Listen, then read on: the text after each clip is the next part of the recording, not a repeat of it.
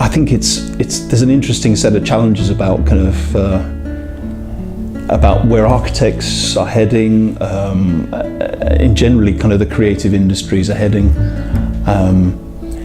There's a lot of narrative at the moment about sort of the replacement of kind of the human content with kind of machine content, and so you want to you somehow feel a little bit safe in the creative industries. So for example, I've got 3 children. I'm kind of direct them to the creative industries because I think kind of those are the things that are not going to be replaced. But already, within the day-to-day profession now, you have to embrace the technological changes and advantages that are there.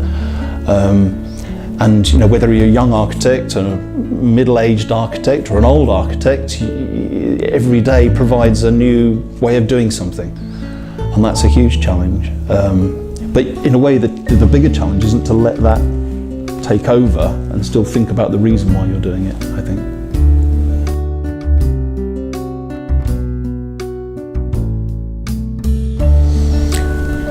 Well, what do I think about the preparedness of the next generation of designers?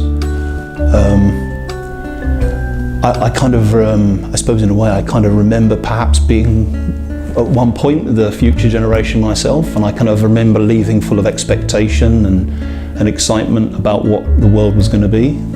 I also sort of admired kind of the elder people within my profession, the experts and people that were mentoring me, but secretly kind of I harboured this need to somehow kind of absorb everything and do better than what they were presenting and challenging that. And I expect kind of the new generation of designers and are coming through equally with those aspirations.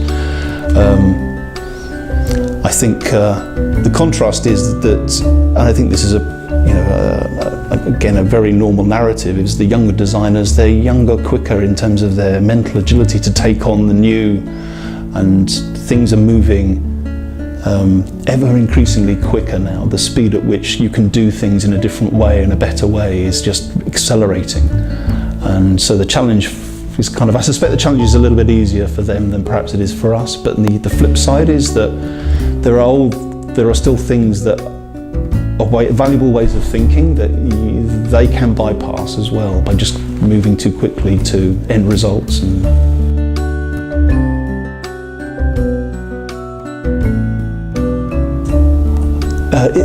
I think it's kind of interesting, the balance between the amount of time you spend in formal training in college and the amount of time you spend out in the world. And I don't think it's still no coincidence that the architectural formal training is such a long time. I think the only advice I think generally still believe architects only become good when they've done enough.